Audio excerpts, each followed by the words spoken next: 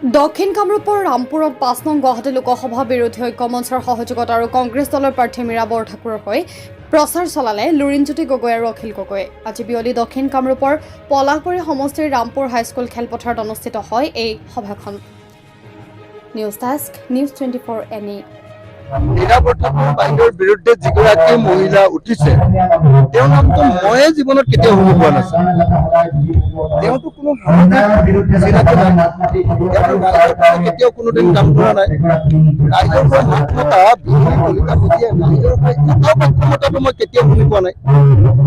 যিগৰাকী মানুহে কেতিয়াও জীৱনত এটাও বাক্য ৰাইজৰ হৈ কথা কোৱা নাই, কোনে ভোট দিব? মইতো অকল বিজুলী ঢেৰেকনিটোহে শুনিছিলো। মইতো বিজুলী কলিতা মেধিৰ নাম কেতিয়াও শুনা নাছিলো। বিজুলী ঢেৰেকনি শুনিছিলো, বিজুলী ঢেৰেকনিটো অহাই নাই। মীৰা বৰঠাকুৰ বাইদেউক আমি দেখিছো যে তেওঁ বিজেপি দলত আছিলে, বিজেপি দলৰ পৰা প্ৰতিবাদ কৰি ওলাই আহিছে, কা আন্দোলনত আছিলে, অসমৰ জাতীয় প্ৰশ্নত মাত পাতিছে, অসমৰ যিকোনো বিপদৰ সময়ত তেওঁ অসমৰ মানুহৰ লগত থাকে। গতিকে নিশ্চিতভাৱে যিকোনো মানুহে মীৰা বৰঠাকুৰ গোস্বামী বাইদেউক ভোট দিয়াটো উচিত বুলি মই ভাবোঁ।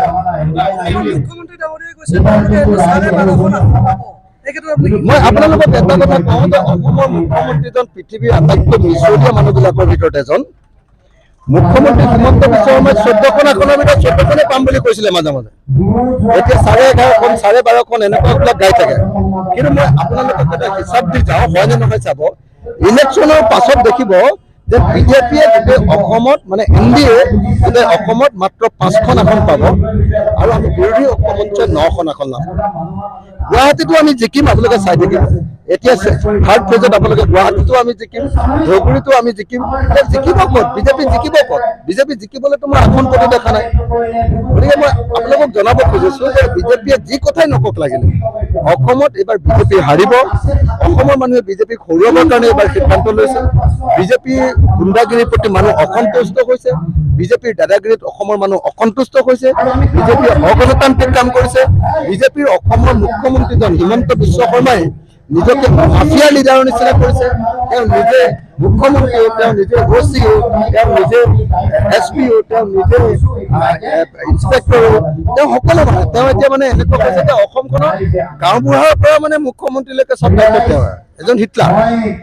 এই মানুহজনক এতিয়া বিদায় দিবৰ কাৰণে অসমৰ মানুহে চিন্তা কৰিছে আৰু সেইকাৰণে এইবাৰ মই একদম খাটাং যে এইবাৰ লোকসভা নিৰ্বাচনত বিজেপিয়ে ব্যাপক প্ৰচাৰ কৰি থাকিলেও বিজেপিয়ে ব্যাপক ভোটত এইবাৰ হাৰিব আৰু বিজেপি এইবাৰ মুক্তি কথা কোৱাটো খাটাং।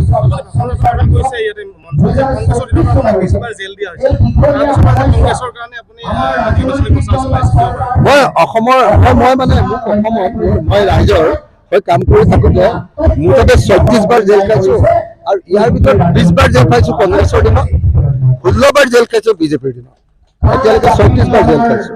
অৰ্থাৎ মই কংগ্ৰেছক ভাল পাই এতিয়া কংগ্ৰেছৰ হৈ নিৰ্বাচনী প্ৰচাৰ কৰিবলৈ অহা নাই। বিজেপিয়ে কংগ্ৰেছৰ দেশখন বহুত বেছি বেয়া কৰি পেলাইছে। বিজেপিয়ে আমাৰ দেশখনৰ সংবিধানখনৰ শত্ৰুত পৰিণত হৈছে। বিজেপি আমাৰ দেশৰ গণতান্ত্ৰিক ব্যৱস্থাটোৰ শত্ৰুত পৰিণত হৈছে আৰু বিজেপিয়ে আমাৰ গণতান্ত্ৰিক দেশখনক ভাঙি চিঙি এখন সাম্প্ৰদায়িক মৌলবাদী দেশত পৰিণত কৰিব খুজিছে আৰু আমাৰ বস্তুৰ ইমান মূল্য বৃদ্ধি কৰিছে আৰু আমাৰ সম্পত্তি এনেকৈ বাৰম্বাৰ বিক্ৰী কৰি দিছে যে আমাৰ দেশখনত আমাৰ জনগণৰ অধিকাৰ নাইকিয়া হৈ পৰিছে। তাতকৈ পিছত ডাঙৰ কথা যে ভাৰতৰ মানুহৰ, অসমৰ মানুহৰ যি বাক স্বাধীনতাৰ ওপৰত তেওঁলোকে আক্ৰমণ কৰিছে, মানুহৰ মুখবিলাক চিলাই কৰি দিছে। গতিকে এই মুহূৰ্তত বিজেপিক পৰাজিত কৰাটো প্ৰত্যেকজন মানুহৰে নৈতিক দায়িত্ব, নৈতিক কৰ্তব্য আৰু সেইকাৰণে মই ভাবো যে এইবাৰ বিজেপিক আমি পৰাজিত কৰিম। আৰু কংগ্ৰেছ যদিও মোক বহুতবাৰ জেল দিছে, কংগ্ৰেছেও বহুত বেয়া কাম কৰিছে, কিন্তু বিজেপি আটাইতকৈ বেয়া শক্তি। গতিকে এই আন্না কুন্দাটোক এইবাৰ আমি পৰাজিত কৰিব লাগিব। 2026 চনত হিমন্ত বিশ্ব শৰ্মা চৰকাৰখনক আমি ব্ৰহ্মপুত্ৰত দলিয়াই পেলাব লাগিব। বিধায়ক হিচাপে ইণ্ডিয়া আৰু NDAৰ মাজত আকৌ এবাৰ কওকচোন। মানে এইবাৰ বিজেপিয়ে কৈ আছিলে যে তেওঁলোকে 4খন আসন পাব। মোৰ বোধেৰে এতিয়া মই যিমান কথা পাতি আছো, চৰকাৰে মানে NDA 200 বা 220 ইয়াৰ ভিতৰতে সীমাবদ্ধ থাকিব যেন অনুমান হৈছে। এইবাৰ NDA চৰকাৰ গঠন কৰাটো বহুত টান কাম হ'ব। মই ভাবিছো যে সেইকাৰণে মই আপোনালোকক একদম স্পষ্ট ৰূপত কওঁ যে এইবাৰ অসমতে নহয় গোটেই ভাৰতবৰ্ষত বিজেপিৰ বিৰুদ্ধে ঢৌ আহিছে মানুহে এবাৰ বিজেপিক পৰাজিত কৰিবৰ কাৰণে সিদ্ধান্ত লৈছে এইবাৰ পাৱাৰ অফ কমন পিপল সাধাৰণ মানুহৰ যিটো ক্ষমতা সেই ক্ষমতা প্ৰতিপন্ন হ'ব এইবাৰ বিজেপিৰ বিৰুদ্ধে ভাৰতৰ জনগণে নিৰ্বাচন কৰিছে এইবাৰ বিজেপিক ভাৰতৰ জনগণে পৰাজিত কৰিব কেজৰিৱালক অন্যায়ভাৱে গ্ৰেপ্তাৰ কৰি ৰাখিছে আমি অনতিবিলম্বে কেজৰিৱালক মুক্ত কৰি দিবৰ কাৰণে দাবী জনাইছো আচলতে আমাৰ বিৰোধী যি ঐক্যমঞ্চ আমাৰ ইণ্ডিয়া গোট সেই ইণ্ডিয়া গোটটোক দুৰ্বল কৰিবৰ কাৰণে কেজৰিৱালক কেনেকৈ গ্ৰেপ্তাৰ কৰি ৰাখিছে মই মোৰ বন্ধু আৰু মুখ্যমন্ত্ৰী দিল্লীৰ মুখ্যমন্ত্ৰী কেজৰিৱালক অনতিবিলম্বে মুক্ত কৰি দিবৰ কাৰণে দাবী কৰিছোঁ